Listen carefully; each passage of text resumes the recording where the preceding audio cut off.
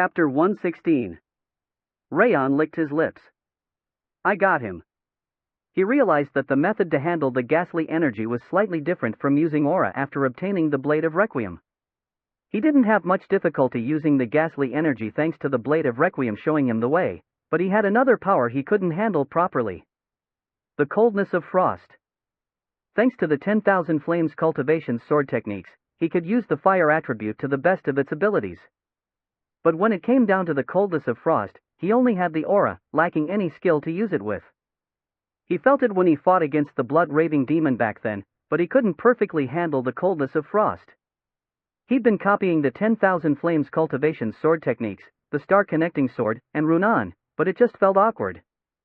I need a method to control the frost. The best existence at handling frost was the Monarch of Wrath, who was residing in his forearm. That's why I did some preliminary work. He became intimate with the Blade of Requiem and sympathized with it by communicating with it even more. That made Wrath anxious to try and join them. After 2 weeks, he felt so alienated and anxious that he ended up biting the bait. He offered the method to control frost, which was the best treasure he could give, but Raon's reaction was indifferent. Now isn't the time to pull the fishing rod. Wrath was a doormat, but he wasn't an idiot. If he answered immediately and showed his interest, Wrath would suspect his intentions and change his mind about teaching him. I need to take more time. It was the same as catching a strong fish. If you pulled a fishing rod immediately, either the rod would break or the string would snap. He first needed to swing the rod left and right to exhaust the fish. How to use the frost. Raon pretended he wasn't really interested by asking back without the slightest movement. Why yes. From the King of Essence's perspective, you don't truly understand the frost. With your abilities, you should already be aware of the fact that you are lacking in that aspect. Certainly, there are multiple problems compared to when I used the 10,000 Flames cultivation's aura. Yes. If the King of Essence helped you a little, you would become better than any other human at handling the frost. Because there are different ways of controlling frost. Wrath's voice became higher and he started speaking faster, as if someone was chasing after him. But are you actually even good at handling frost? All I've seen so far was screaming wah before spreading ice all over the place. That's because the King of Essence currently doesn't have a body. If only I had one, I would have shown you how delicately I can control it. Well, that's not too bad. Raon slightly turned his head. Wrath was staring at him, rolled up like cotton candy. Think about it carefully. You won't be able to hide your frost forever. Everyone is going to learn about it eventually, so it'd be more beneficial for you to learn to control it beforehand. That's not wrong. Back in Devildom, countless demons visited the King of Essence, asking to be taught to control frost. I've never taught anyone about it. Since this is a golden opportunity for you. I'm feeling sleepy because of your lengthy speech. Raon turned his head and pulled the blanket up to his neck. Cool. I'm going to sleep for now, so let's talk about it again later. He closed his eyes, pretending he didn't really care. Raon Zighart. You are missing your once-a-lifetime chance right now. The King of Essence's method to control frost is worth more than any fortune, and even your life itself. If you miss this opportunity. Ahem, I'm sleeping. He pushed away Wrath, who kept talking endlessly, and smiled slightly. It looked like I'll get to learn it soon enough. Wrath's attitude was showing his anxiety. He was going to teach him how to handle frost from the bottom of his heart soon. Raon lightly tapped the Blade of Requiem to praise him, and it vibrated slightly as if it realized what he meant. Looking up the worn castle wall, yellow with age and covered in bloodstains like some spotty puppy, Raon slowly caught his breath. The atmosphere was filled with the scent of burned corpses, blood, and the beasts. It was disgusting enough to make anyone nauseous. Blurg. Clinging onto the wall scorched black, Dorian started vomiting. Raon patted his back and looked back at the castle walls. Is this Haven Castle? The castle wall was covered in traces of battles, and the scent of a battlefield that still remained was enough to understand what kind of place it was, and what kind of situation they were in. It was literally the hell of never-ending battles. This atmosphere of the battlefield is making the King of Essence feel alive. It looked like Wrath was enjoying the stench of blood and rotten corpses as he inhaled deeply. Mum, this bad son is going to the heavens first. I can't. Get a grip. He stood in front of the castle gate with Dorian, who was about to die, and the head of a young man in his late 20s popped up over the castle walls. His short purple hair and cold eyes were impressive. Who are you? We are mercenaries that came to offer support. Raon showed him the mercenary plate Rimmer gave him. What are your names? Raon and Dorian. The man's eyes shone upon hearing the names. It looked like he was aware of their identities. Open the door. Open the door.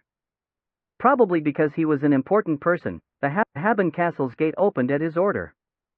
As they went inside, the scent of burning corpses decreased as the stench of blood became even worse. It seemed there were many battles inside the castle as well. Raon and Dorian. He looked to the right upon hearing a voice calling his name. The man that was on the castle walls earlier was standing next to him. He wasn't exactly tall, but his body was sturdy and a thick sword was hanging around his waist. You are a bit later than the appointed time. As expected, he knew that they were the Sieghart's trainees. Is that thing okay? He narrowed his eyes, looking at Dorian hanging down like a frog caught by its leg. He is always like that.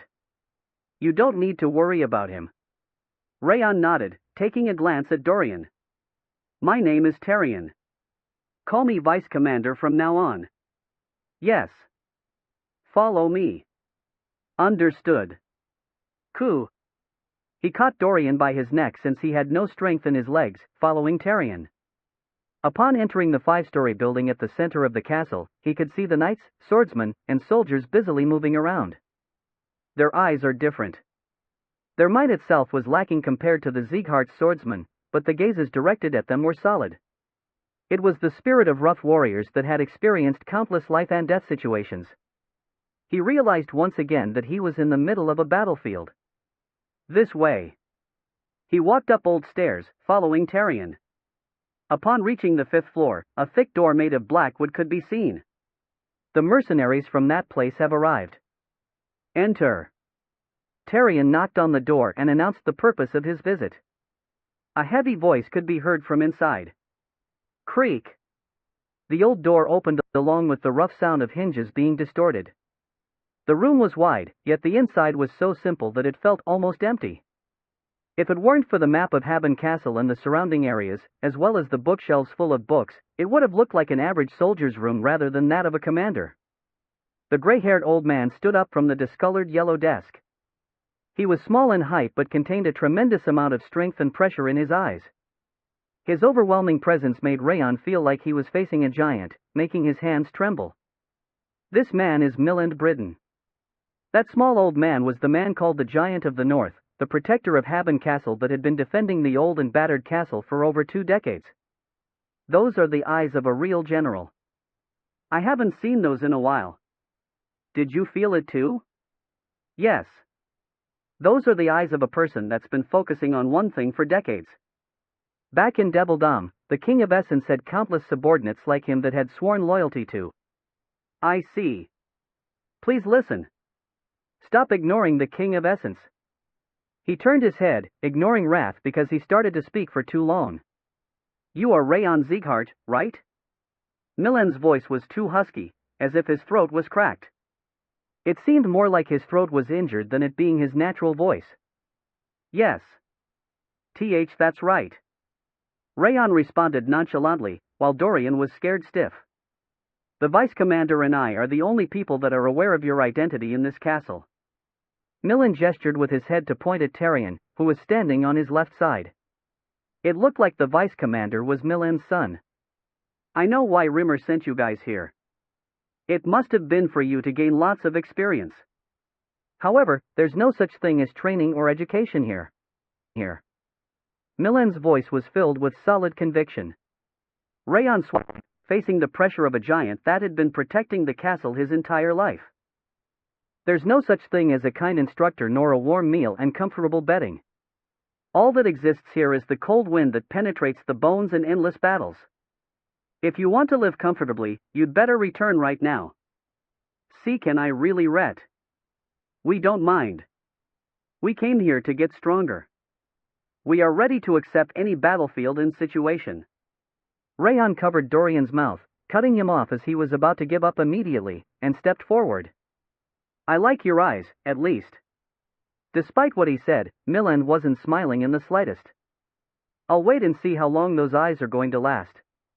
Your rank is soldier from now on. Start from the rock bottom. Charles. Milan struck the desk and shouted, and a middle-aged man with a long beard entered the room. Have you called me? Those two guys, assign them to the 3rd scouting party. It's rather uncommon to have mercenaries assigned as scouts. I'm letting them try different positions for now. Understood. Follow me. Raon carried Dorian, who was standing there blankly as if he had passed out, and followed the man named Charles. Slam. The heavy door closed, and Milan and Tyrion remained inside the commander's room. That was pathetic. Tyrion frowned in dissatisfaction. What are you talking about? You've seen them.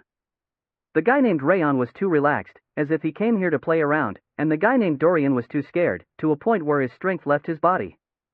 They are only going to cause trouble here, instead of being helpful in any way. They only care about their appearances, since they are holding multiple swords, and Raon even has a flower bracelet around his wrist. Those aren't the mindsets a warrior should have. We should return them now rather than later, since keeping them here will only result in the soldiers getting injured. It looks like you didn't really like them. Milan smiled lightly, looking at Tyrion as his son's face turned red. It just looks like they are looking down on this castle that we are defending with our lives. That might be the case, however. Milan's eyes became even more serious.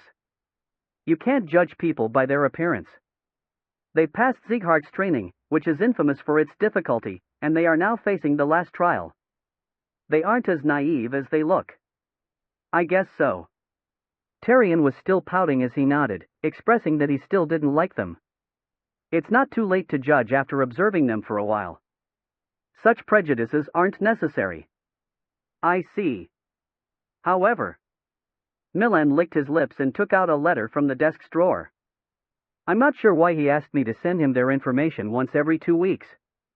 I must be because they are the Sieghart's forces, raised with utmost care. That could be the case, but this isn't from Rimmer or the 5th training ground. Sorry? This letter is from the Lord's Manor in Sieghart. He is asking me to tell him everything, from what kind of work they do to how they act. The Lord's Manor means it's from the destructive king of the north? Yes. I'm not sure why, as it's the first time he has ever made a request like this. Moreover, he is asking to describe it in detail. TSK. Ha! What's going on? While they were pondering over Glenn's intentions, the door opened after a light knock. Raiden, the 3rd Scout Party leader, has arrived in accordance with the commander's summons in the middle of his meal. A man in his 30s entered the room and saluted, wearing an outer garment that was as white as the snow field. I won't give you anything, even if you complain about that. Ha ha. The man that called himself Raiden scratched the back of his head. So, why did you call me? I've assigned 2 recruits to the 3rd Scout Party. Oh, how did you know that we were lacking in manpower? You shouldn't be so glad, since they might be assigned elsewhere soon enough. Which means their assignment will be changed eventually. I was happy for no reason. They are soldiers that will become our power. Educate them properly so they won't die. Then I'll send them to scout right away, since actual battle is the best education. Raiden smiled and nodded his head. The monster's movements have been suspicious recently. They've often been seen leaving their own territories, so you should be careful. I'm the 3rd Scout Party leader. Trust me. He put his hand on his forehead once again, before leaving the room. They are going into action right away. Are they really going to be okay? Probably. I'm not sure about that coward Dorian, but Raon was. Milan tapped the desk and smiled. Not just an average guy. Raon and Dorian followed the swordsman Charles and arrived at the scout party's lodging. They were given a double room to live together, probably because they had enough spare rooms. Ugh. Dorian's hands trembled, as he was still unused to the stench of blood. This place seems more dangerous than I thought. Why do they even have a mountain of corpses? Calm down a little. But the young master saw it too. With the stench of blood and corpses earlier, those weren't just monster corpses, but also lots of human corpses. I keep telling you, you need to calm down. The more anxious you are, the more difficult it gets. You are going to endanger yourself for no reason at this rate. Huff. Dorian covered his mouth and slowly breathed through his nose. Unpack your baggage for now, since we are going to have to stay here for a while. Yes. He wiped the tears that were dribbling out and placed his bed's mattress. He took a spongy mattress and a warm blanket from his belly pocket, placed them on the bed, and hung up a sky blue fabric next to it. Are you even decorating? The mood is too dark, like a funeral. But I'm not feeling better, no matter how I decorate. He sighed, looking at the fabric from various angles. Do you also have a golden fabric in there? Of course. Dorian nodded and took out a golden fabric.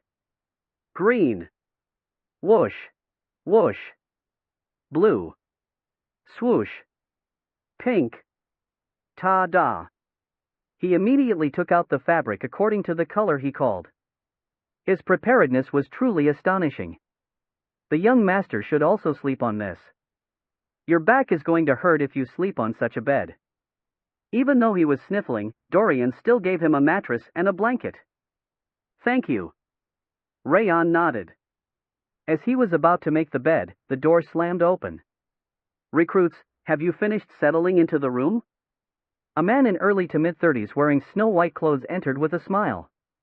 My name is Raiden, the leader of the 3rd Scout Party you are assigned to. I am Raon. And my name is Dorian. Raon bowed nonchalantly, while Dorian bowed with trembling lips. Your faces look good. But where did you get those mattresses and blankets from? I brought them here. Ha! Dorian raised his hand, and Raiden tilted his head, murmuring that it was his first time dealing with people like him. Anyway, make the bed later. Put on your outer garments for now. Sorry? We are going on a mission. Raiden smiled, throwing the white snowsuits he brought at them. We will check your scouting abilities, judgment, and senses to see whether you will be able to survive in the scout party in the future. He started blabbering about how they were going to die soon enough if they were lacking one of the 3 qualities. Dorian started screaming in fear, but Raon was different. He raised his head with a slight smile. Did you just say you will check our scouting ability and senses? He was confident he could do better than anyone in the Haben Castle in those aspects. Chapter 117. Sieghart's Audience Chamber. Glenn's icy gaze was directed at Rimmer, who was standing under the platform. Why did you come again today? Put. Rimmer, who had been silently staring at Glenn, burst into laughter. He then pretended to cover his mouth, but that was actually an act. Anyone that saw his cheeky face would be filled with the desire to beat him up. You? I need to apologize first. What are you talking about? I've been mistaken about the head of house. What? I didn't expect you to secretly give orders to the shadow agents. What an amazing love for your grandson. The shadow agents were the best information group under direct control of the head of house, who only acted under special circumstances. How did you? Glenn's voice trembled slightly, truly a rare thing to be heard. TSK. I've been around for a while. Of course I have my own source of information. Rimmer shrugged his shoulders, but it was obvious who leaked the information. Ha! Ren. Glenn sighed and looked at Ren, who was standing on his left side. Ren shook his hand, a gesture that suggested that he didn't know anything about it, but he couldn't hide the corners of his lips as they rose up into the shape of a crescent moon. Isn't he amazing? How did he even get the idea of participating in the auction by earning from the gambling house? Who did he even learn that from? It was clearly obvious who he learned it from. It must have been the red-haired elf babbling in front of Glenn. Moreover, he stole the item and even mocked the Balker princess as revenge for losing the auction. He is really interesting. Rimmer laughed frivolously, saying that he did a really great job at raising his student. We are not sure about the stealing part.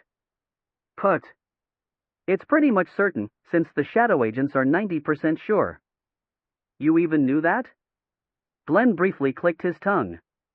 It seemed Ren had told Rimmer pretty much everything. Apparently, they got even closer than before after spending time together recently. But even the shadow agents don't know how Raon stole the black butterfly. He really is incredible. Are you that happy about your student's theft? But the first punch came from the Bacher princess, and then she kept doing it. Putting up with it wouldn't be worthy of Sieghart. Raon's revenge was perfectly fair. That's true. Glenn nodded in agreement. He would have been angry if Raon had just put up with the way she kept picking a fight. He won't get any penalty in his exam either, since he didn't personally disclose his identity as a member of Sieghart. He has great luck on top of his outstanding abilities. Rimmer clapped his hands, saying, "That's my student." Ahem. He certainly has that. Glenn nodded, an awkward expression on his face from his attempt at holding back his smile. It's also amazing that he obtained Kyubarad's possessed sword and saved Owen's third prince. We will benefit from it greatly when we trade with Owen later.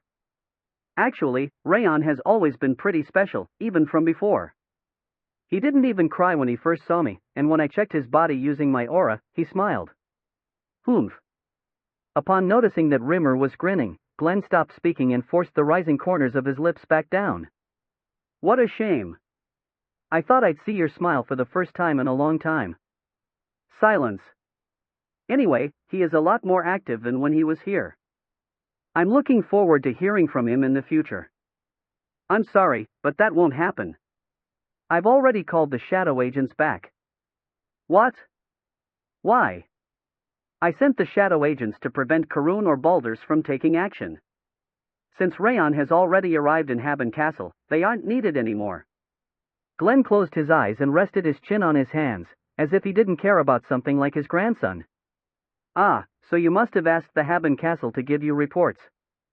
Rimmer nodded, as if he already knew everything. Ren. I really didn't tell him this time. Ren violently shook his head, facing Glenn's threatening gaze. Put. It's pretty obvious. Since the head of house loves his grandson so much, what else would you do? You must have contacted the Haben Castellan to request a regular report around every 2 weeks. Glenn secretly bit his lip. He knows me too well. Probably because they'd been together for such a long time, Rimmer knew everything about him.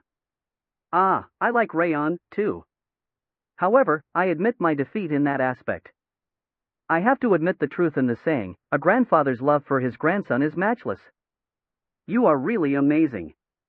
That's why you should stop acting all dignified once Raon returns. Call him here to say, my beloved grandson, you did a great job. I was really happy hearing the news from you. Let this grandpa hug you. It will resolve the misunderstanding, make the head of house happy, make me happy, and also make Sylvia happy for everyone to live happily ever after. Huff. Rimmer felt the audience chamber's atmosphere grow ice cold, zipping his lips. Ah, I forgot I had an appointment. I need to G. He was trying to slip out the door, but he couldn't touch the ground with his feet. Glenn's shapeless aura was holding him in the air. Head of house? This joke is going too FA. HAAA. Glenn exhaled deeply and stood up. He bobbed his finger and Rimmer was pulled towards him in the air, like a needle attached by a string. It seems I didn't educate you enough last time. His red eyes glowed fiercely. I'll make sure to engrave it in your body today. Raon left the Haben Castle, following Raiden. He slowly raised his head. He could see an aloof mountain, which looked like a white painting under the silver sky. That's the Stalin Mountain. The mountain, which was high enough to reach the sky, was the Stalin Mountain. It was where the endless hordes of monsters were rumored to appear. And he looked to the right next. The writhing Black Sea. The Northern Sea was there, with endless tidal waves rising up like tall walls. Isn't that fascinating? Fascinating? Indeed. Just as Raiden said, it was a majestic sight of nature.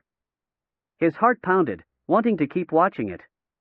You will get bored soon enough. No, you will want to break it. Come this way.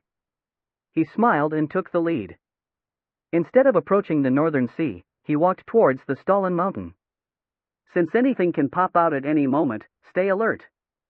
Ugh, I'm not sure whether I'm trembling because of the cold or fear. It looks dangerous everywhere. Dorian was stuck to Raon as he trembled. The trembling was so intense that it was heating them up. I don't sense anything for now. Ah, really? Yes. Ah, that's a relief. Dorian's hands stopped trembling. It seemed he trusted him more than the scouting party. Hey, recruits. Come this way. Raiden called for them, and Raon and Dorian ran ahead. What do you think this is? Raiden pointed at a big footprint under the mountain path.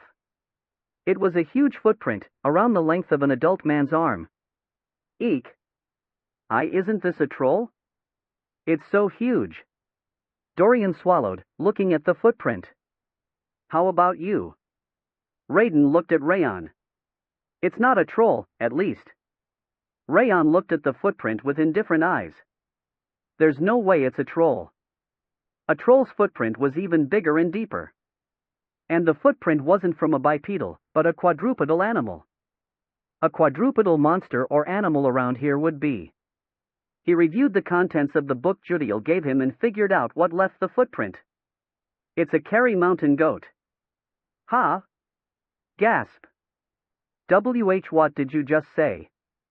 Raiden and the scouts looked back at Raon with wide eyes. Their laughing eyes were now filled with confusion. I said it's a Kerry mountain goat. You know, the black mountain goat with big feet and 3 horns? Since they didn't expect him to give the correct answer on his first attempt, the scouts couldn't hide their surprise. Then, can you tell me when this footprint was made? Raiden swallowed, pointing at the footprint once again. Let me see.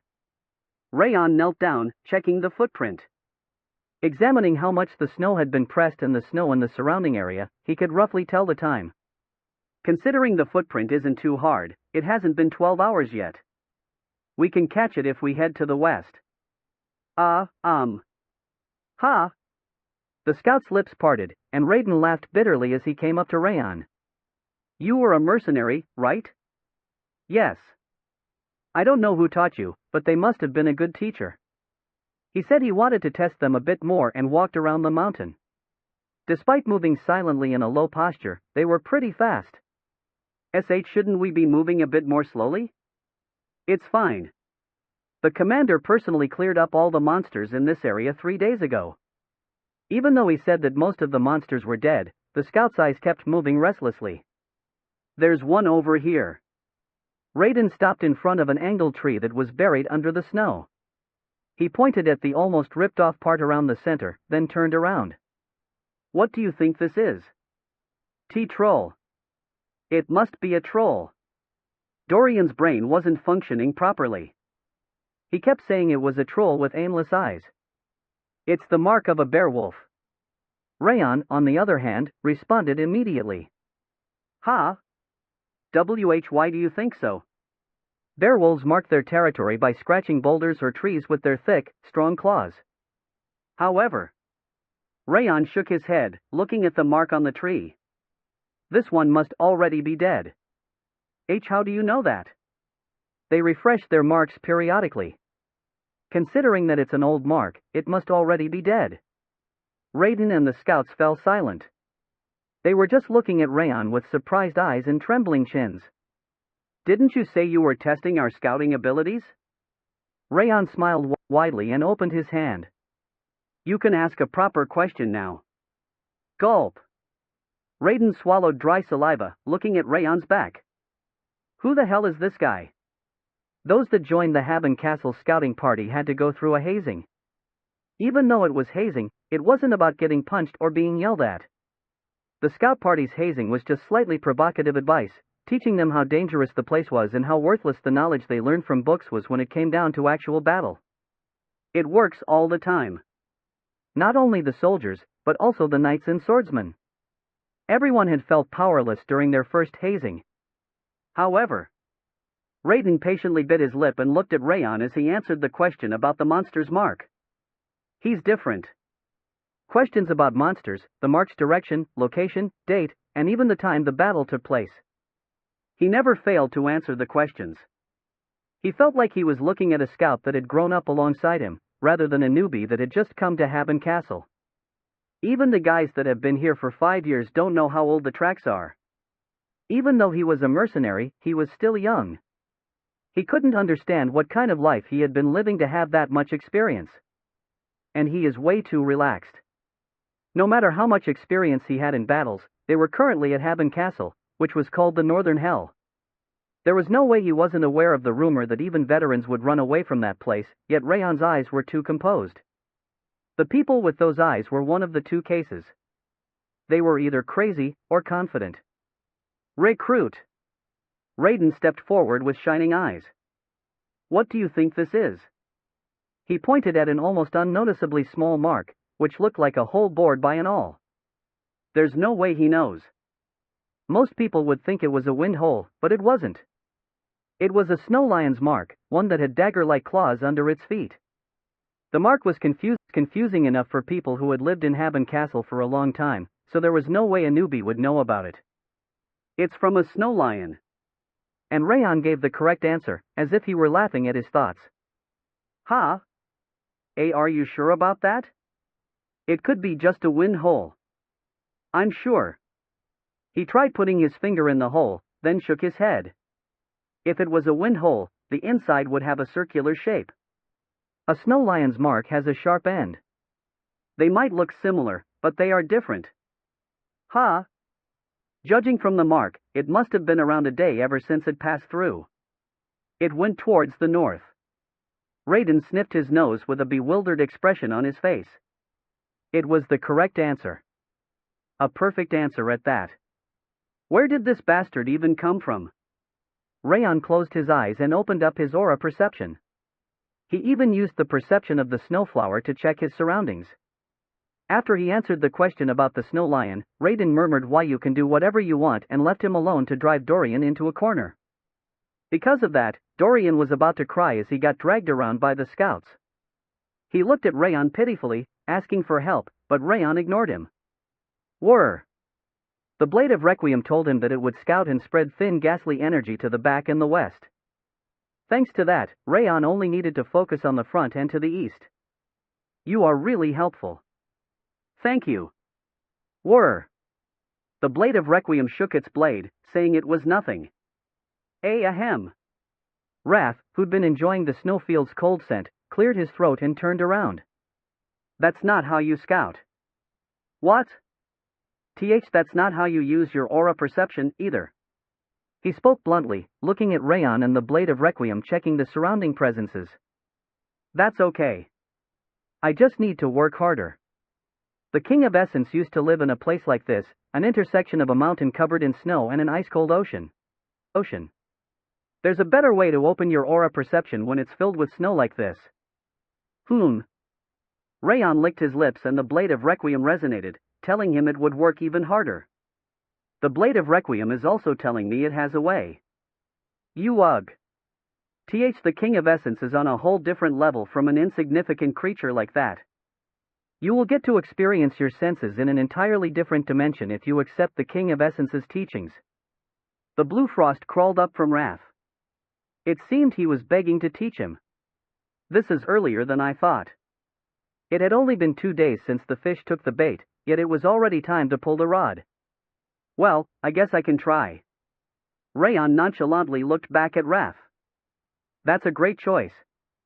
Once you realize my greatness, you won't be satisfied by that insignificant creature's ghastly energy anymore. Wrath smiled and pushed his face onto him. It was a big, splashing fish. Chapter 118.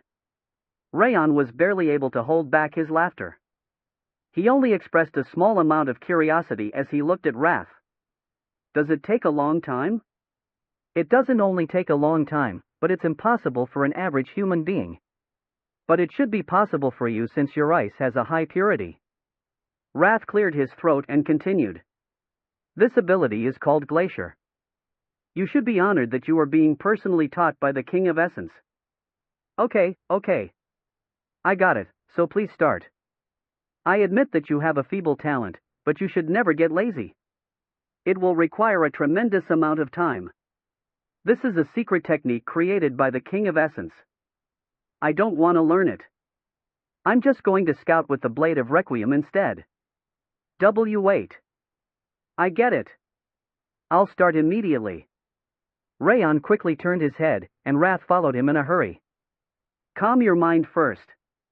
Okay. Raon closed his eyes.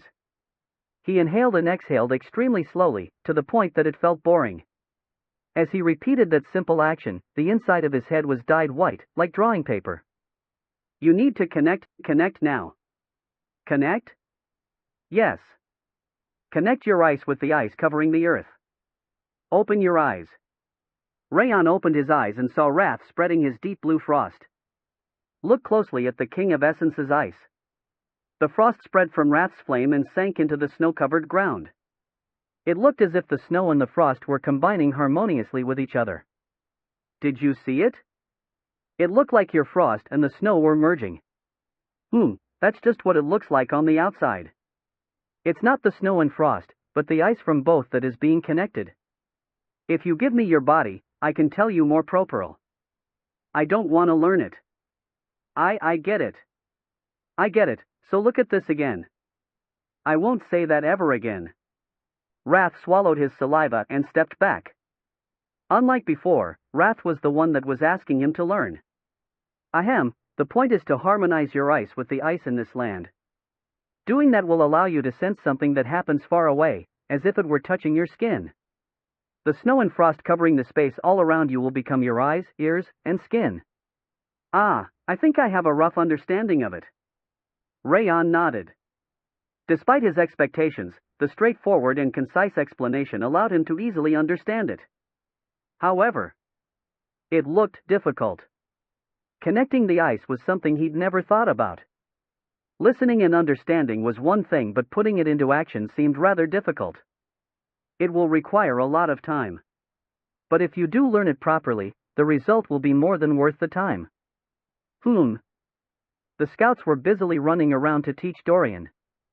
Since it was blowing snowy winds, he judged that he wouldn't be found out if he tried it right then. I'll try it right now.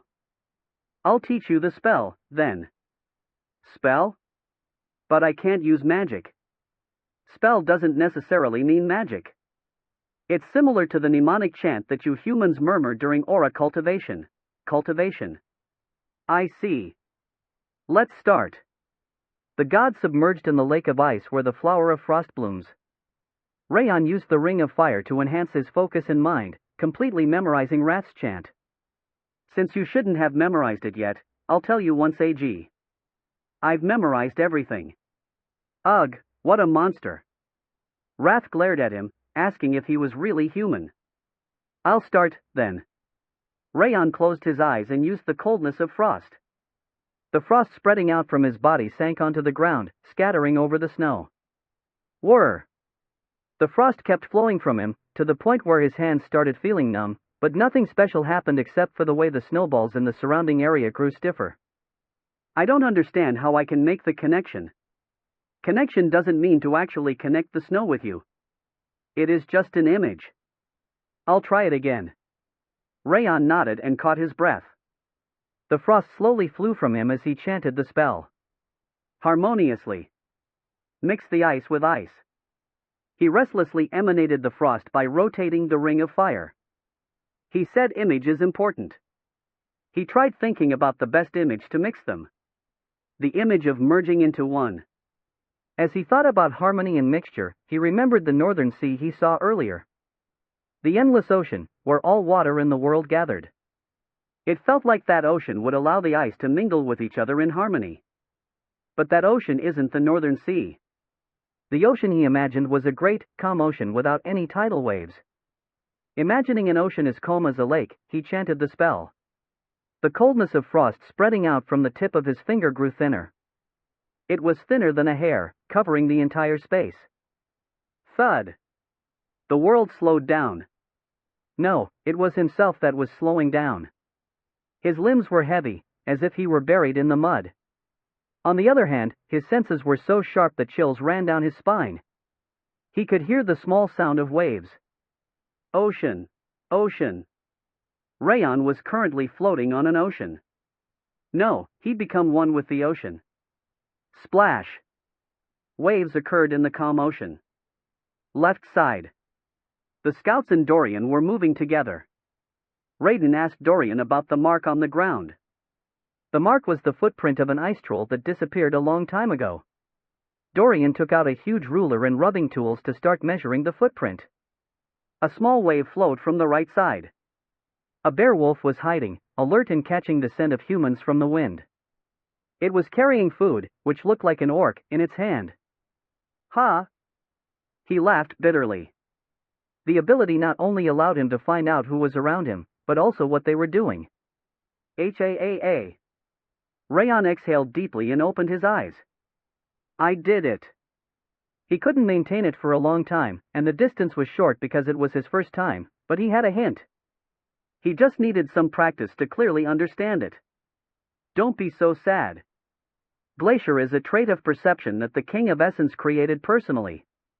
It's obvious that you can't learn it so easily. You should be able to learn it after practicing diligently for the year that you'll spend here. Raph told him that it was natural it took some time, thinking Raon was obviously clueless. A year sounds too long. But that's a short estimation considering the fact that the King of Essence is helping you. Then, shall we make a bet? A bet? Whether I'll learn Glacier in 6 months or not. 6 months. Raph was unable to respond immediately. It looked like he was worried about the just-in-case scenario because he'd lost all of the bets so far. Fine, how about 5 months? Bet. He immediately accepted. Raph is suggesting a bet. Condition, acquire Glacier in 5 months. Success, all stats +4, increase the rank of one of the traits. Failure, creation of 10 points of the emotion of wrath. I accept. Accept. The bet has been established.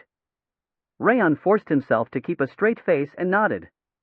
Well, regardless of the bet, I think Glacier is an outstanding ability. Obviously, since the King of Essence made it personally. As soon as Wrath heard the compliment, he nodded with a bright expression. Raon thought that he really liked getting complimented, and it wasn't the first time he thought that way. Are there other ways to use ice? Of course. Spreading frost is the most basic thing. Alright, the King of Essence will teach you how to handle ice today. Raon smiled slightly, looking at Wrath burning inside the freezing flame. The fish had so much flesh to eat. Recruit. As Wrath was about to start the lesson on how to use ice, Raiden gestured for him to come to him. Since it's late, we will sleep around here tonight. Raiden pointed at a leafless tree with his thick finger. Obviously, we can't make a bonfire. The animals run away from fire, but the monsters rush into it instead.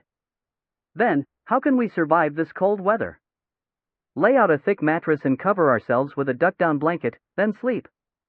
Dorian raised his hand without hesitation. Raon and the scouts fell speechless and stared blankly at Dorian. How are we supposed to have such a thing? I do have th. You. What's your answer? As Dorian was about to take out mattresses from his belly pocket, Raiden quickly pointed at Raon. We need to dig underground. Yes, that's the correct answer. Raiden murmured that they were polar opposites inside. Then, where do we need to dig? The ground is frozen stiff here because of this insanely cold weather. I'll look for it. Raon nodded and lowered his posture. He checked the ground by sweeping the snow with his hand. I should find that soil. The ground of such a cold area was mostly rock solid, but there were some gaps mixed in between.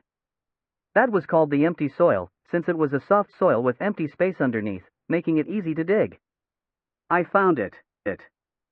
The soil was slightly raised on the left side of the tree, with a lighter color. The soil must have been soft with some empty spaces underneath, making it easy to dig a tunnel. It's here. Tisk. Raon tapped on the empty soil and Raiden pouted. Why should we dig here? The light color and the slightly protruding shape, like a hill, means that it's classic empty soil. You are really smart. Sorry? Since you are so smart, you must also have lots of things you want to eat.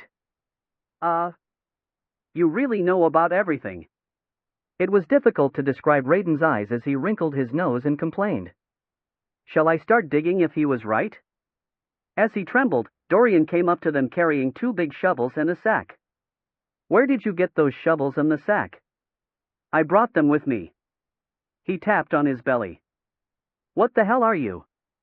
Raiden's face became completely red.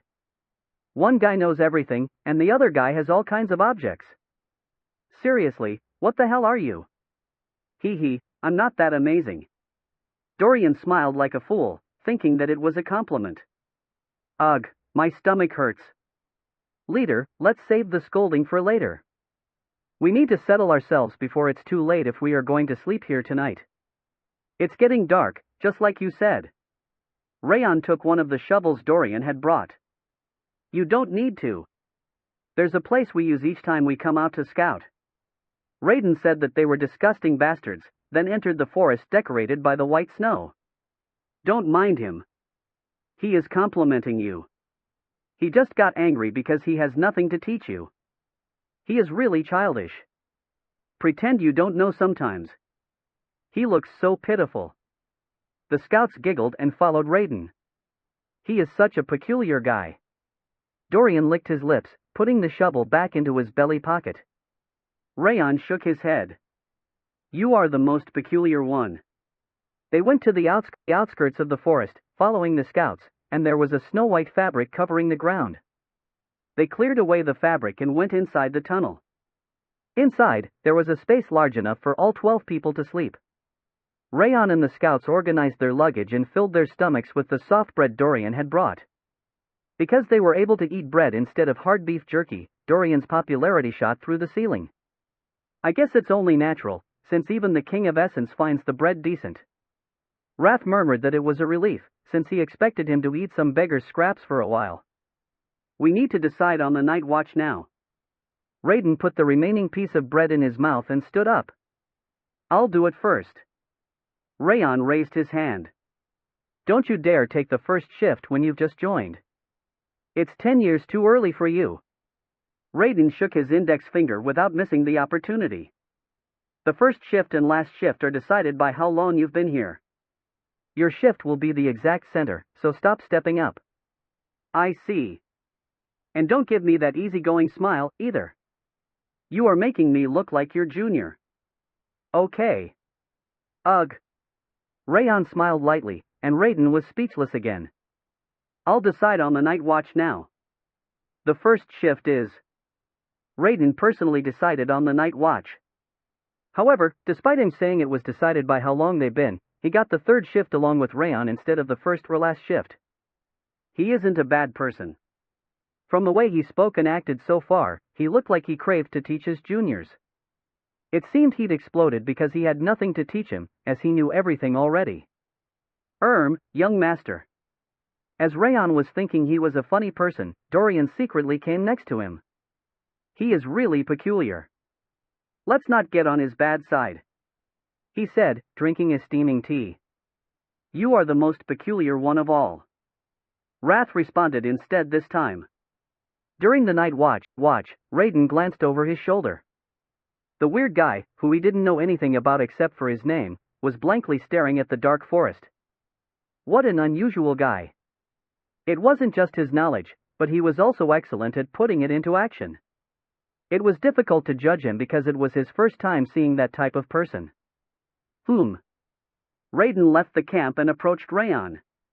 He just wanted to talk to him, but Raon had his eyes closed. Ha! I got him good this time. Apparently, even such a monstrous guy couldn't help but sleep during a night watch. He was about to wake him up, thinking it was a great opportunity. Raon suddenly opened his eyes. Raiden fell speechless, witnessing his furiously burning crimson eyes. Ah! Leader! He stood with a chilly voice. What? Monsters are approaching right now. Monster? Yes, I'm sure of it. There was no sign of wavering in Raon's voice. How do you know that? I have some pretty good senses. Water-type monsters came up from the northern sea and are currently moving underground. Water-type monsters moving underground. Raiden swallowed. It must have been the shark mole, the water-type monster with shark head and mole claws. But they don't come this way. It was true that they were capable of moving underground, but they'd never come close to the forest next to Stalin Mountain. He tried putting his ear to the ground just in case, but he couldn't hear anything. It seemed Raon was mistaking his dream for reality. I knew it. Even though he was acting nonchalantly, there was no way a recruit wouldn't feel nervous. His sloppy appearance finally made him look like a human being.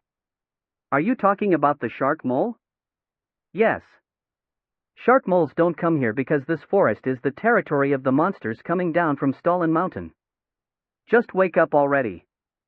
Raiden tapped Raon's shoulder with a light smile.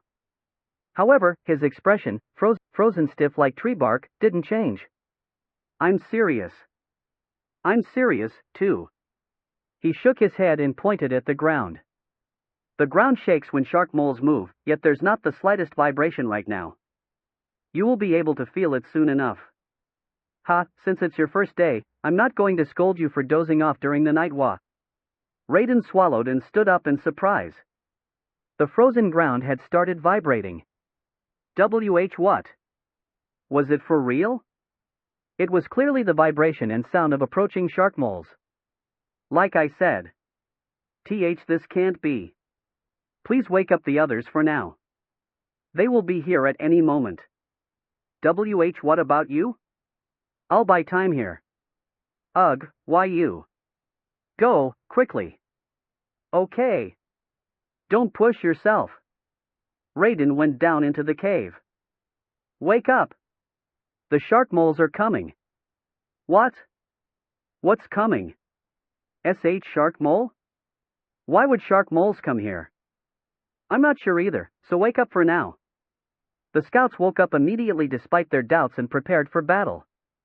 Did monsters really appear? Dorian was the only one that didn't know what to do in a panic.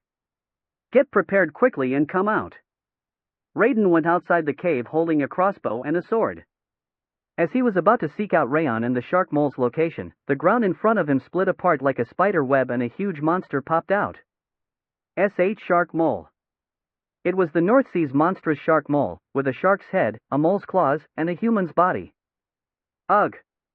He tried to step back to shoot his crossbow, but he fell, tripping at the cave's entrance. Key! With a grotesque scream, the shark mole tried striking at him with its hand, which was covered with dozens of claws. Damn it! I need to give up on my arm and, Just as he decided to give up his arm as bait to buy time for his retreat, a red line appeared on the shark mole's neck. PSH. The shark mole's head was cut off like a fish head. He raised his head with chattering teeth, and he could see 2 red moons floating in the dark sky. They weren't moons. They were Raon's red eyes. Don't move from there. Who are you? Since you didn't trust me. Raon turned around, holding the sword that was dripping with warm red blood. Please trust my sword, at least. Chapter 119. Who are you? Raon turned around, leaving the bewildered Raiden behind. Wham! 5 shark moles split the ground and came out from it, as if they'd been waiting for that moment. Kia! The shark mole closest to him opened its mouth wide and struck him with it, trying to swallow him whole. Too simple. The shark mole's simple attack was fast and powerful, but Raon could only see it as slow since his perception was wide open. Raon bent his body backward. The moment the shark mole's head stopped midair, he drew a half-moon with his sword. PSH. The shark mole was split diagonally, spurting red blood. KRR. Kia. The 4 remaining shark moles didn't attack him rashly after witnessing the first one's death. They lowered their postures and exposed their claws. Defending, Raon moved ahead, stepping on the frozen ground. He swirled his sword and spread his murderous intent. It will be pointless. He kicked the ground and dashed towards the shark moles, at which point they attacked with their claws, as if they'd been waiting for that moment. I knew it. Even if they were trying to defend, they were just monsters following their instincts. He'd expected them to make their move first. Raon slightly twisted his shoulder to dodge the shark mole's attacks, thrusting his sword. Slash! The blade, heated in red, ripped the shark mole on the right in half. Sheik! The shark moles felt the danger and pounced at him from 3 sides. They snapped their teeth and thrust their claws. Whoosh! Raon turned his ankle 3 times, and that was enough to avert the shark mole's attacks like water. What is this?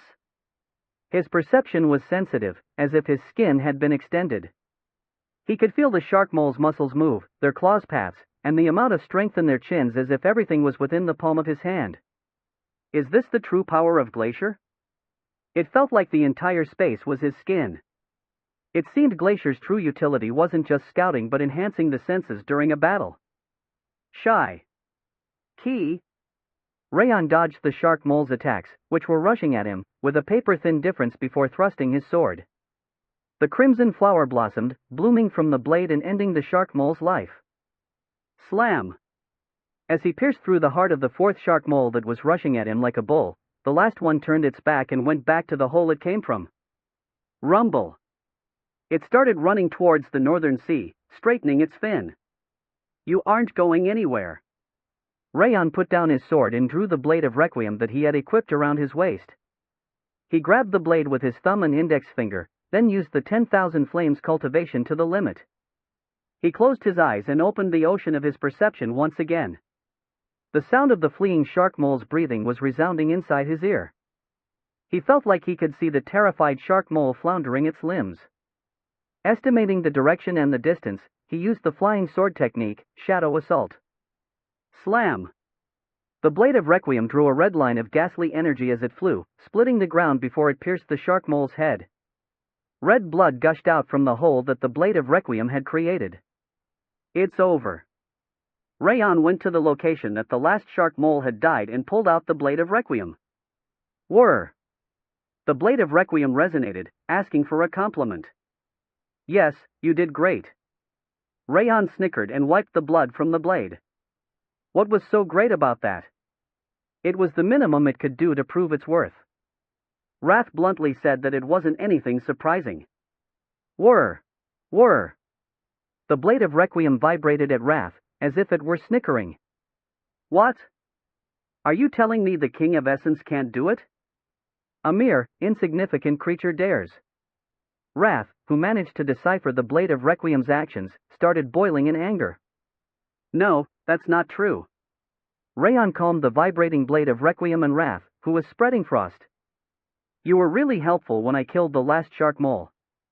The glacier you taught me, I sharpened my senses with it to estimate the shark mole's location. I managed to get a clean kill thanks to that. Oh.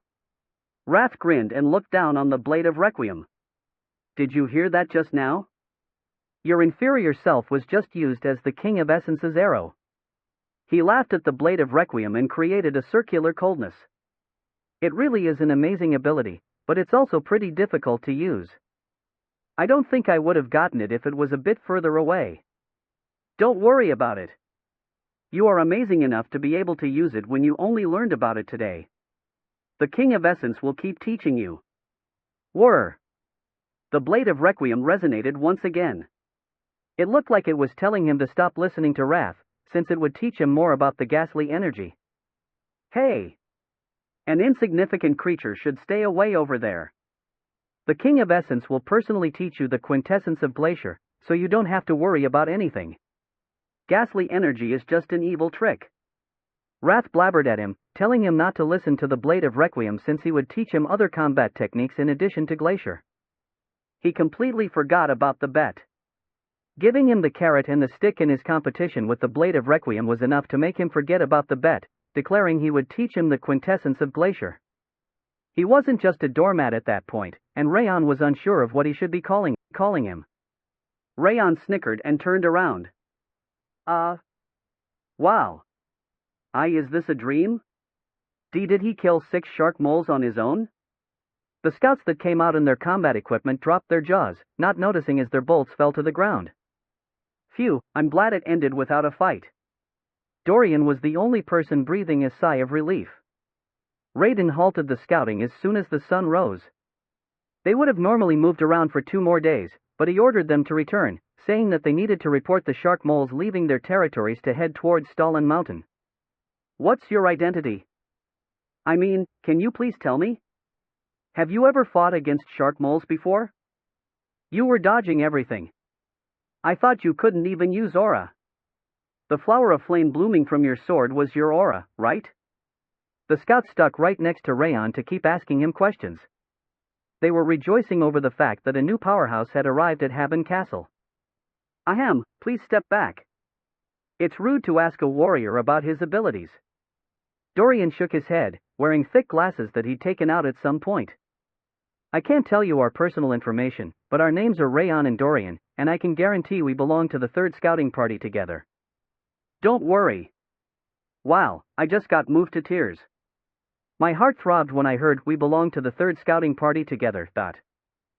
Same. The scouts grinned, saying all those things half-jokingly. Hey, leader. The leader should also say something. That's right. We all owe him our lives. Huh, is that guy sulking again? Raiden didn't look back even though the scouts kept talking. He just kept walking towards Haben Castle. Raon nodded, looking at Raiden straight back as he walked. I guess he can't say anything. Since his mistrust in a recruit resulted in putting everyone in danger, he had no excuses even if he wanted to say something. It can't be helped. It was the first time such a thing had ever happened around there, and the recruit was the one telling him about it. Even if Raon was in Raiden's place, he wouldn't have believed it. There was a part of him that could understand Raiden's behavior. Tap. Raiden, who'd been walking restlessly, finally stood still upon reaching Haben Castle. He turned around and stood in front of Raon with composed eyes. Hey, leader. What are you planning to do? Don't do anything strange. As the scouts were trying to stop him, Raiden leaned forward and bowed. Thank you, I managed to survive thanks to you. Raiden expressed his gratitude with a trembling voice. And I apologize. We were in danger because I didn't believe you. I'm not going to blame it on my experience or the fact that it was the first time it ever happened. I'm just sorry and grateful to you. He didn't raise his head until he finished saying all that. Raon could hear his sincerity in his voice and see it in the shivering of his shoulders. I thought he was just an idiot, but he isn't that bad. I know, right? It wasn't easy for a senior to acknowledge his mistake and beg for forgiveness from a recruit.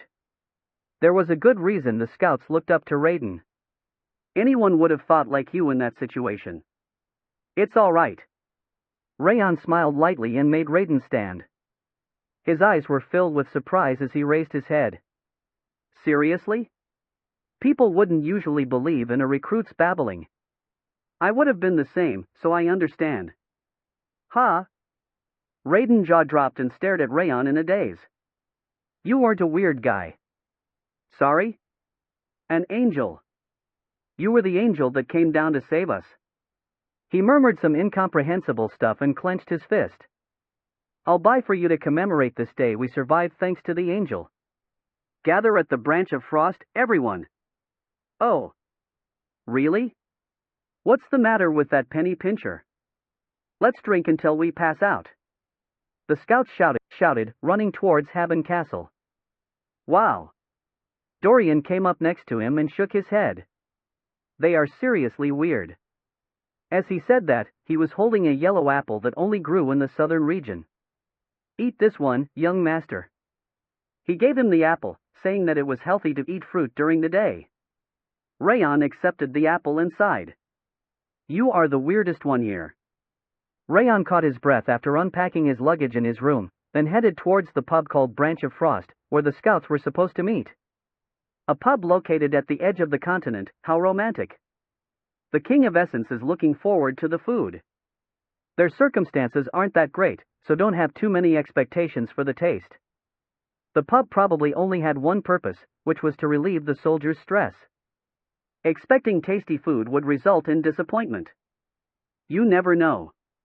There might be a new sensation like mint chocolate waiting for me. Ah, that's a bit, He could feel people's gazes as he frowned. Is that him? The recruit that killed 6 shark moles on his own? His pressure doesn't feel that strong, though. His eyes are ordinary, too. But I still want to try fighting him.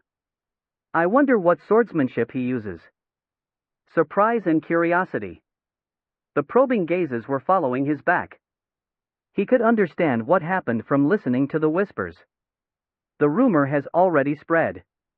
The scouts must have been spreading the rumor about the recruit that killed 6 shark moles on his own. Wherever you go, your name spreads so quickly. I know, right? Raon snickered. Considering the people's gazes and the circumstances, it seemed something interesting was going to happen soon. I think it's here. Dorian pointed at an old building near the entrance of Haben Castle. Branch of Frost was written on a partially detached signboard. They opened the door and entered, and they could see the scout soldiers at the table in the center. He was really awesome.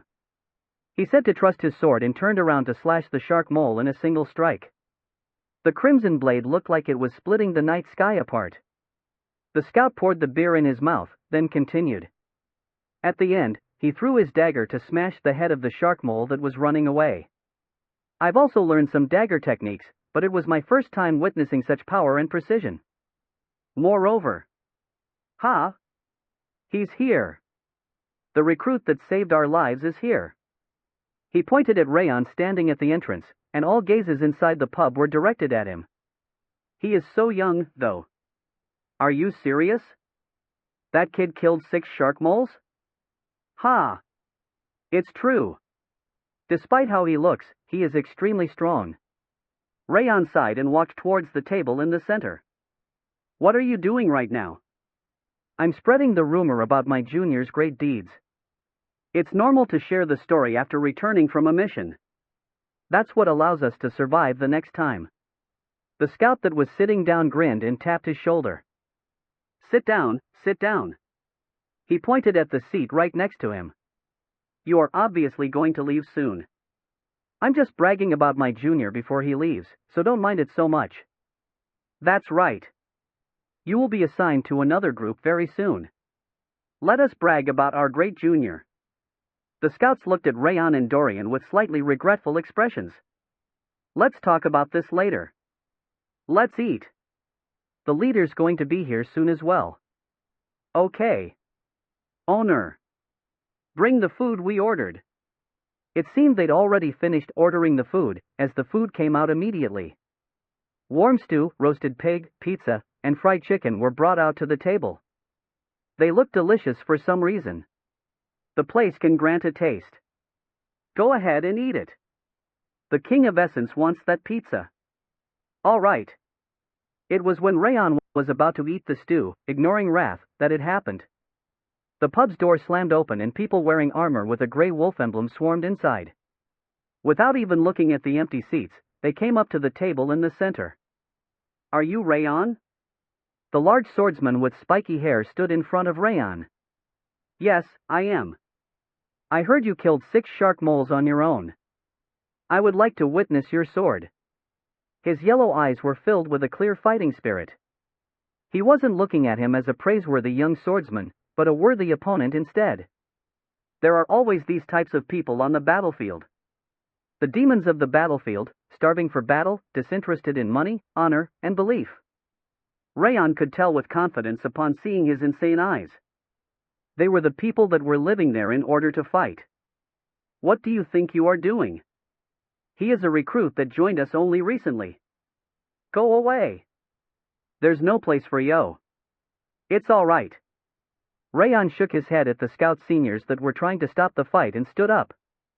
You don't bother even a Cerberus when they're eating, yet these worms dare.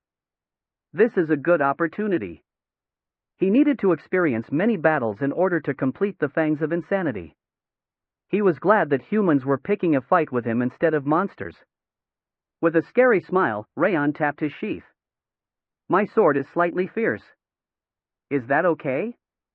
The fiercer it is, the better. Red and yellow eyes met, and the blue flame started screaming in the middle. Just take a bite of that pizza first, please. Chapter 120. In the open area outside the pub, Raon was facing the yellow-eyed swordsman. Not only the people inside the pub, but also the soldiers that had heard the rumor were gathered around, filling the surrounding area. Some people even started gambling on them. He is Tucka from the Wolf Mercenary Corps. He will bite down and won't release his opponent like a wolf once the fight begins. He's right. You don't need to accept his challenge. Let's stop. The scout seniors were worried about him, but Raon shook his head. There was no reason for him to refuse when a scapegoat to increase the Fangs of Insanity's proficiency had appeared all on his own. It's all right. I don't tend to refuse fights. Raon smiled confidently and stepped forward. Damn it. There's a saying that a demon that dies after eating has color and charm. The food is getting cold. I'll order new food for you. Ahem, well.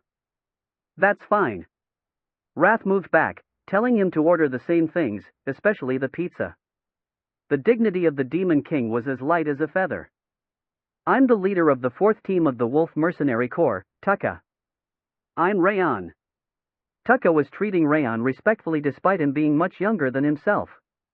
However, he couldn't hide the slight belittlement in his eyes, which meant that he didn't completely believe the story of him killing 6 shark moles on his own. Allow me to experience the extent of the swordsmanship that killed a shark mole in a single strike.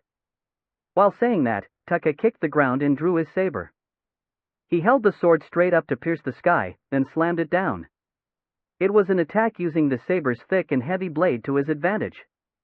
However, neither its power, speed, nor trajectory managed to surpass Raon's expectations. Raon slashed up with the Fangs of Insanity, aimed towards the saber, slamming down at him like lightning. Clang! The collision between the sword and saber, imbued with aura, cracked the frozen ground of the open area. You blocked that? Tucka's eyes widened to the point that they looked like they would explode, as he didn't expect him to block it instead of avoiding it. I told you. Raon pushed back the heavy saber with his thin sword and smiled coldly. My sword is fierce. Coo! Tucka's saber bounced off to the right side, facing a ferocious strike similar to a savage beast showing its teeth. Raon didn't miss that opportunity and thrust his left fist. Whack! The fist crushed the wind and struck the right side of Tucka's waist. Coo! Tucka bent at his waist like a shrimp, then was slammed into the ground. How did Tucka lose so easily? He should have been one of the 10 strongest of the Wolf Mercenary Corps. How did a fist make such an earth-shattering sound? How did he fend off a saber using that thin sword? That's the strangest part. The mercenaries and the spectators looked back and forth between Raon and Tucka in surprise. I went easy on you on purpose. Raon leisurely rested his sword on his shoulder. Ugh! Tucka stood up, supporting his body with the saber. His yellow eyes were wavering like a sailboat facing a tidal wave. You asked me to show you my sword. I haven't even gotten started yet. Arf! Raon flicked his forefingers and Tucka grit his teeth, rushing at him. He was still keeping his cool-headedness despite his confused state, befitting a mercenary that had experienced countless battles. Raon hacked with the Fangs of Insanity, aiming towards the horizontal swing of the saber. Clang! A thunderous noise of smashing metal resounded, and Tucka's saber was pushed back. Even though it looked like he was reaching his end, his eyes were still alive. He twisted his waist in midair to slam his saber down. That's much better. Raon bent his knees slightly and slashed his sword in a low trajectory, like a flying swallow. Clang! Tucka's wrist that was holding the saber was snapped, as if it were broken. It was the effect of the Fangs of Insanity, creating an opening against the opponent. Coo! Tucka withdrew in a hurry and Raon advanced like a tempest. Whack! He pierced Tucka's space and walloped his chest with his left shoulder. Coo! Tucka collapsed onto his back as his eyes turned white. Foam was coming from his mouth. Raon dusted off his hands lightly and looked behind him. In the middle of the astonished gazes directed at him, he pointed at a member of the Wolf Mercenary Corps, who was watching them with his mouth wide open. You shall be next. Raon smiled in excitement and wielded his sword. You don't want it to end like this, right? After leaving his luggage in his lodgings, Raiden went to the commander's room right away. It seemed they were in the middle of a conference, since Commander Milland was looking at the map along with his son, Vice Commander Tarion. Weren't you supposed to return in 2 days? Milland raised his head, sticking the red flag model on the map. I had to return because of an incident. Hearing Raiden's serious voice, Milland put down the flag model and Tarion uncrossed his arms. I'm listening.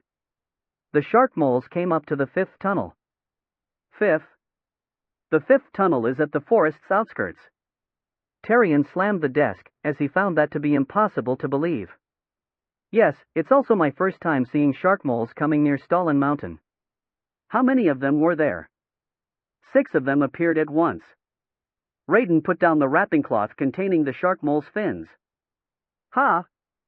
Are they leaving their territory to that extent? Both Milland and Tarion were unable to take their eyes off the fins in surprise. Wait a moment. Why are you so healthy if 6 shark moles ambushed you? What about the casualties? How many people have died? There wasn't a single casualty. Ha! What? Their eyes became even wider than before in their surprise. How? You shouldn't have been able to kill the shark moles on your own. I'd like to ask a question this time. Raiden swallowed and raised his head. Raon. Who the hell is that guy? His eyes were filled with astonishment, as if he'd returned to the night of that day. The reason I know we are still alive is thanks to Raon. He warned us in advance about the shark mole's approach, then killed the 6 shark moles on his own. I didn't even need to do anything. Are you telling me he killed 6 shark moles on his own? Tarion's voice was trembling. Yes, it was completely overwhelming. Using 1 strike per shark mole, he killed 5 of them in an instant, and when the last one tried to run away via the underground passage, he broke through the ground by throwing a dagger. Raiden's eyes were still trembling.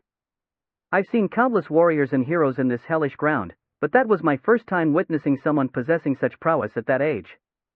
What kind of monster have you assigned to us?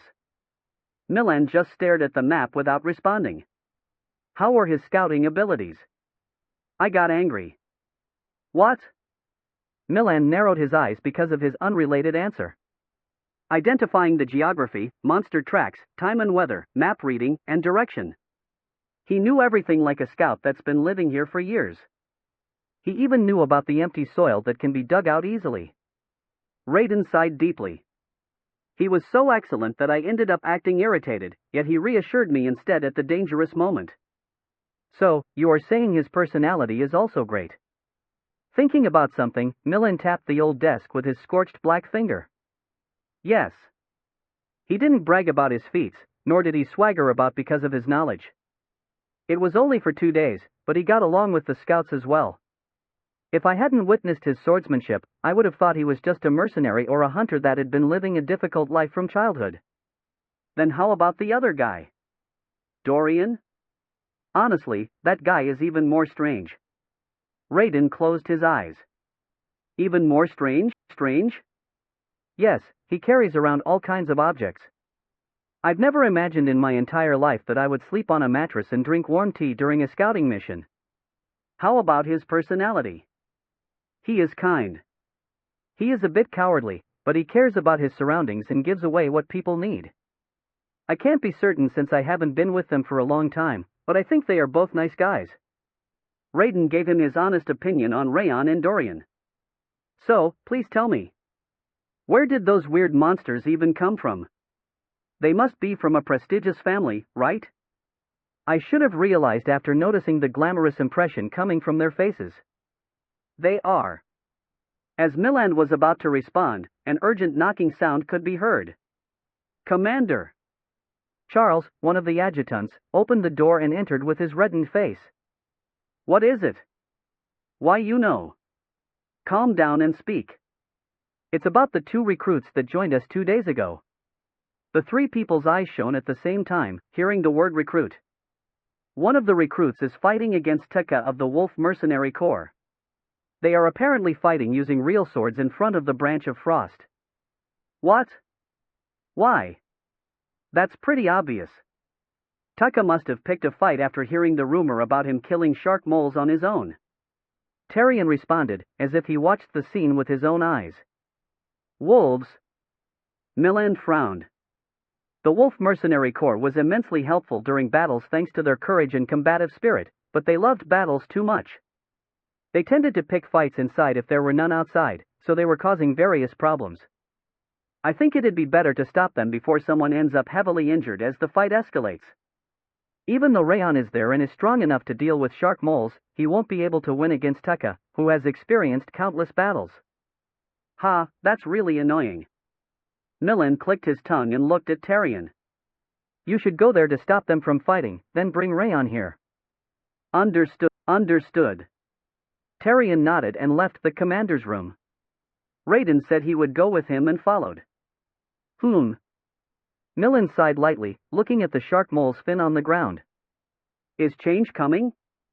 The old soldier that had been defending that place for his entire life didn't exactly like change. He sighed lightly, hoping that his old body would be able to withstand the coming changes. Those wolves seriously caused nothing but trouble. Raiden frowned, running towards the branch of frost. That's why I told you that their brains are made of muscles. I said that we shouldn't accept them. It's true that they don't care about the consequences, but it's also a fact that they are extremely helpful in battles.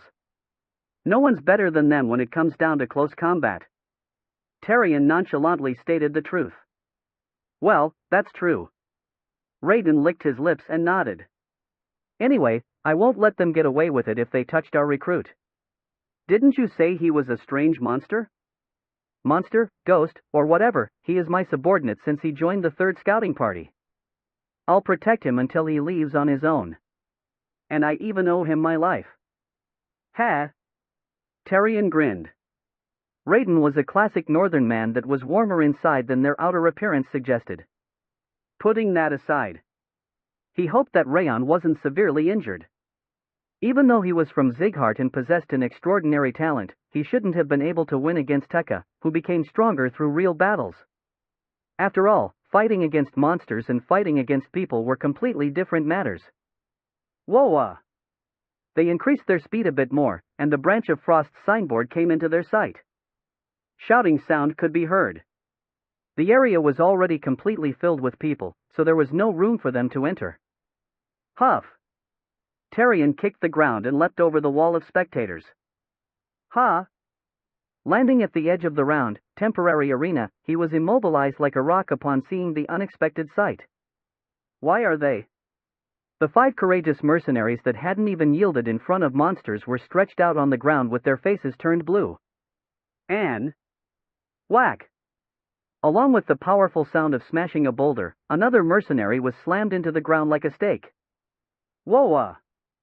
He won again. It's 6 wins in a row. That boy smashed 6 wolf mercenaries on his own. It's crazy. The rumor wasn't a lie. He is a sword demon, a sword demon. The shouting spectators were praising Raon, who had defeated 6 wolf mercenaries on his own. Ha! Tarion looked to his right with a trembling chin. The blond swordsman, filled with a frightening anticipation, was pointing his sword against the wolf mercenary corps. Since this is starting to get boring, come at me all at once. Facing the spirit coming from his red eyes, Tarion unconsciously stepped backward.